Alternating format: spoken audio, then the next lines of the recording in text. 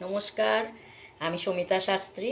আজকে আবার একটা নতুন তথ্য নিয়ে আপনাদের কাছে এলাম। খুবই গুরুত্বপূর্ণ তথ্য, যেটা আপনাদের দৈনন্দিন জীবনে অনেক কাজে দেবে। এই টিপস টোটকাটা সেটা হচ্ছে যে অনেক সময় দেখা যায় আপনি ভালোই অর্থ উপার্জন করছেন, ভালোই রোজগার করছেন, সব কিছু আপনার ঠিক আছে, কিন্তু যে কোনো কারণে আপনার অর্থটা খরচ হয়ে যাচ্ছে। হয়তো রোগভোগের জন্য হয়ে যাচ্ছে, হয়তো কোনো দুর্ঘটনা ঘটলো তার জন্য হয়ে যাচ্ছে, হয়তো কেউ ধার নিয়েছে দিচ্ছে না তার জন্য হয়ে যাচ্ছে। মানে কোনো না কোনো কারণে আপনার অর্থ একদম মানে খরচ হয়ে যাচ্ছে, ভীষণভাবে খরচ হয়ে যাচ্ছে। আপনি একটুও অর্থ মানে জমাতে পারছেন না। উপরন্তু আপনার যেটা মাসের ইনকাম, সেটার থেকেও আপনার কম হয়ে যাচ্ছে। আপনি ক্রমশ অর্থ সংকটের মধ্যে পড়ে যাচ্ছেন, খুবই কষ্টের মধ্যে রয়েছেন, কিছুতেই এর থেকে মুক্তি পাচ্ছেন না।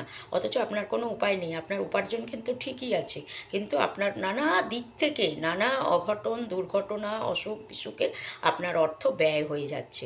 তো সেক্ষেত্রে কি করবেন?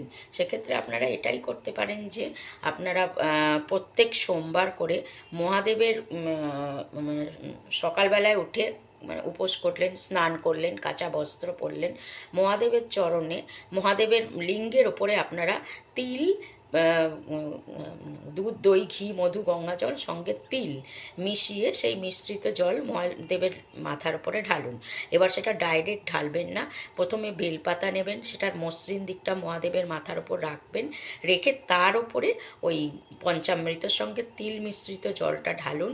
আর দেখুন আস্তে আস্তে কিন্তু আপনারা এই যে আপনার অহেতুক খরচগুলো সেগুলো কমতে থাকবে, এবং আপনি আস্তে আস্তে করে একটা ভালো স্ট্যাবলিশ জায়গায় চলে আসবেন, অর্থনৈতিক অবস্থাটা ভালোর দিকে যাবে।